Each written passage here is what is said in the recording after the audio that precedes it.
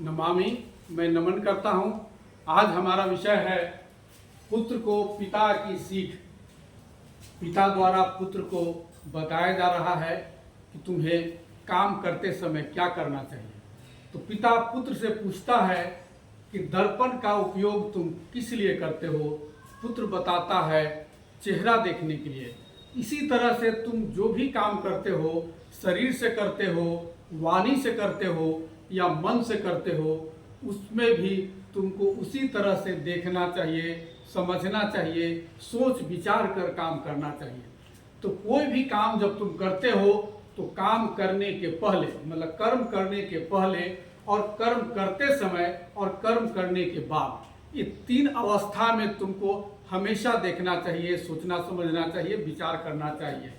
तो जब तुम काम करते हो काया से, काम करते हो वाणी से, काम करते हो मन से, तो जब काम करते हो तो करने से पहले, करते समय और करने के बाद, तो तुम यह देखो कि जो काम करने जा रहे हैं वह कैसा है, क्या दुखद है या सुख देने वाला है। यदि दुखद है तो क्या अपने लिए दुखद है, दूसरों के लिए दुखद है, सबके लिए दुखद है। वैसी स्थिति में वैसा काम तुम्हें नहीं करना चाहिए।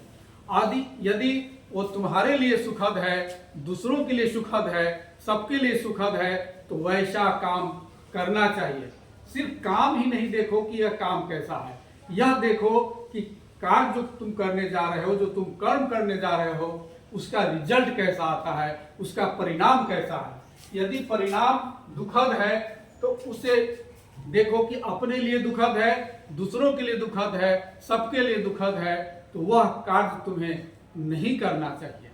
यदि सबके लिए, तुम्हारे लिए सुखकर है, दूसरों के लिए सुखकर है, सबके लिए सुखकर है, तो वैसा काम तुम्हें बार बार करना चाहिए, हमेशा करना चाहिए।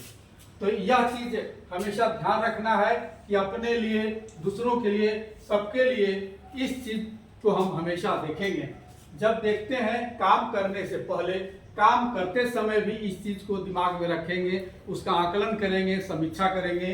काम कर लेने के बाद भी यह देखेंगे कि क्या काम हमने जो किया था वह क्या दुखद था, सुखद था। यदि दुखद है, काम करने के बाद यदि वह पता चलता है कि वह जो हमने कार्य किया है, उसका कार्य करने का जो तरीका था वह दुखद था, उसका परिणाम दुखद था, तो वैसी स्थिति में इसकी चर्चा अपनी गुरु से करनी चाहिए, जो विद्वान लोग हैं उनसे करनी चाहिए, और अपने साथी मित्रों से करनी चाहिए। उन्हें बताना चाहिए कि जो मैंने कार्य किया है वह दुखकर था, दुखद था। यदि सुखद है तो वैसी स्थिति में भी अपने गुरु विद्वान साथी से इसकी चर्चा करनी चाहिए, बताना चाहिए। यदि दुखद था तो ऐसी स्थिति में यह सोचना चाहिए कि हम भविष्य में ऐसा कार्य नहीं करेंगे, संयम बरतना चाहिए। और इस तरह से जब तुम काम करोगे तो तुम्हें सुख और आनंद की अनुभूति होगी, तुम्हारे लिए सुखकर होगा,